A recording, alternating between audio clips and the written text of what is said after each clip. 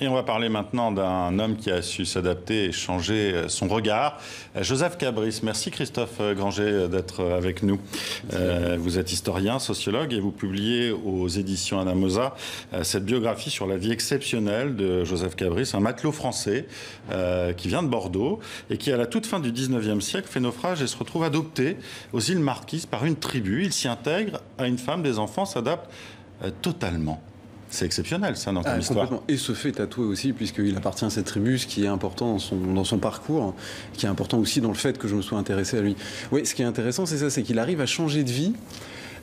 Et que ce que je me suis demandé, c'est comment ça marchait. C'est-à-dire le fait d'être, ce que vous dites, il est intégré dans une tribu d'où ils viennent, à laquelle il connaît absolument rien, il parle pas la langue, il connaît pas les usages, et il parvient quand même à devenir un personnage éminent, pas n'importe comment, un guerrier, en plus un guerrier redouté. C'est-à-dire il risque sa peau par fidélité et pour l'honneur de sa tribu. Donc il est intégré complètement, il oublie même sa langue française en cours de route. Il parle d'où il vient, il est tatoué, il se marie et finalement il s'intègre jusqu'à ce qu'il soit arraché à son île et qu'il ait besoin de changer de vie à nouveau. Il est arraché par une expédition russe de savants russes qui accostent à Nukuiva en 1804.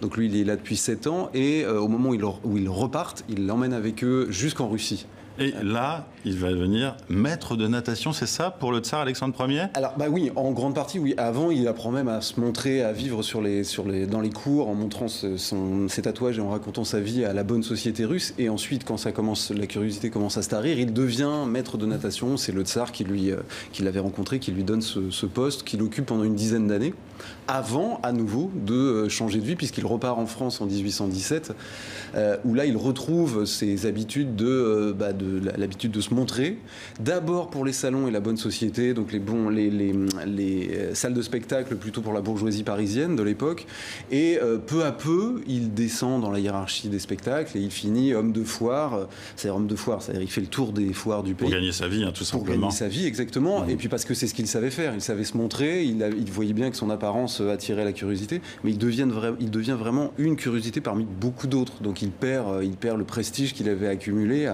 à cette vie où il raconte sa vie et où il se montre. Il avait le projet, de toute façon, de repartir aux îles Marquises et de retrouver sa famille. Complètement, parce qu'en réalité, il laisse sa femme, une de ses femmes, parce qu'il se remarie, justement, quand on dit qu'il change de vie, il se remarie aussi dans différentes étapes, mais la femme qu'il avait eue à Nukuiva avec des enfants, puisque les Russes l'arrachent, il la laisse là-bas. Et tout du long de son parcours, en particulier en France, puisqu'il se raconte beaucoup, il dit tout le temps qu'il veut retourner là-bas et que tout l'argent qu'il gagne en faisant ses spectacles doit lui servir à retourner là-bas. Et il n'y retourne jamais. C'est-à-dire que ça finit... Il meurt très jeune, à 42 ans. Enfin, pour l'époque, c'est pas très jeune, mais voilà.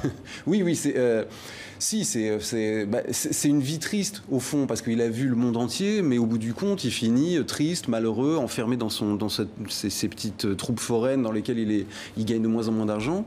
Il ne revoit pas son île et il meurt malade et triste à Valenciennes. Donc, en plus, un endroit où il dit il fait très froid, j'ai chopé le... Voilà. Loin de Bordeaux, loin des Marquises, clairement. Bordeaux, voilà. Il y a donc ces tatouages qui fascinent en Russie, vous l'avez dit, en France, qui l'aident à gagner sa vie en s'exhibant.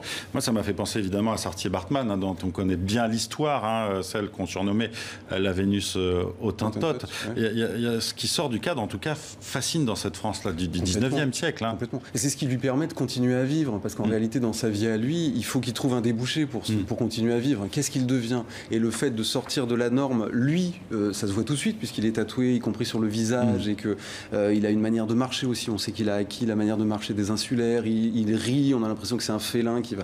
Bon, on a toutes ces descriptions, et c'est un personnage, il le cultive aussi, ça. Il cultive sa marginalité, le fait d'être un peu inclassable et infréquentable, et ça marche, c'est-à-dire c'est ce qui lui permet de conserver pendant longtemps, une partie de sa vie, l'attention du public, et la possibilité de continuer à exister sans avoir besoin de changer de vie à nouveau. Donc c'était vraiment ce qui m'a intéressé, ce parcours-là. C'est d'ailleurs le titre de votre livre aussi, Joseph Cabris ou les possibilités d'une vie. C'est aussi la démonstration de l'adaptabilité de l'être humain, d'un Joseph Cabris capable de comprendre très vite là où il arrive, comment fonctionnent les systèmes sociaux, tout simplement. Complètement. Alors ce qui est très intéressant dans ce que vous dites, c'est que le point de départ, il est là. C'est-à-dire, moi j'ai voulu comprendre, est-ce que ce sont les déterminations sociales qui gouvernent une vie ou est-ce que c'est les choix individuels ? Aujourd'hui, on a toute une idéologie qui nous raconte qu'il faut se battre et puis qu'on obtient ce qu'on mérite. Et en fait, ce que je voulais montrer, c'est que ça marche pas comme ça. Ça marche sur les modes de détermination sociale. Mais Encore faut-il savoir où est-ce que ça passe dans une vie et comment ça marche. Et avec le cas de Cabri, ce qui est intéressant, c'est que on le voit arriver dans des univers auxquels il ne comprend rien, mais il est obligé de se soumettre aux attendus sociaux de cet univers. En gros, il n'invente pas ce qu'il fait, mais il reconvertit une partie de son passé, parce qu'on a tous vécu des choses dans notre passé qui nous servent au présent.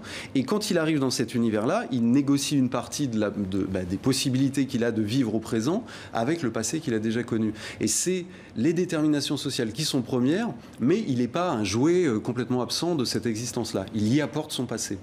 On sent que le sociologue que vous êtes a été passionné par cette histoire. Moi, ce qui m'a aussi marqué, c'est le fait qu'il oublie sa langue maternelle, le français quand même. Ça c'est passionnant. Ça, c'est incroyable. Le jeu des langues est très intéressant dans sa vie. C'est-à-dire qu'il oublie le français, mais il avait appris l'anglais sur le baleinier anglais, puisqu'il est baleinier. Donc il joue d'abord de l'anglais, puis ensuite il récupère un peu de français. Il a le noukoïvien qu'il a appris. Donc quand il est dans les foires, il mélange une langue bizarre. Par exemple, il n'apprend jamais le russe. Il ne sait pas se débrouiller avec le russe. Mais en revanche, les langues lui sont une ressource. Or, dans ce que je disais à l'instant, c'est super intéressant. La langue, c'est la première institution. C'est-à-dire qu'il faut comprendre, sinon on ne s'intègre pas. Et même penser le monde à travers une langue qui existe avant nous. Donc la langue, il est obligé de l'apprendre. Mais il ne l'apprend pas n'importe comment. Il l'apprend en rebricolant à partir des langues qu'il a déjà apprises, pour arriver à se faire comprendre, mais aussi pour arriver à comprendre ce qui lui arrive. Et c'est ce mélange-là qui était vraiment intéressant. Une vie extraordinaire, en tout cas. Merci Christophe Granger d'avoir été avec nous.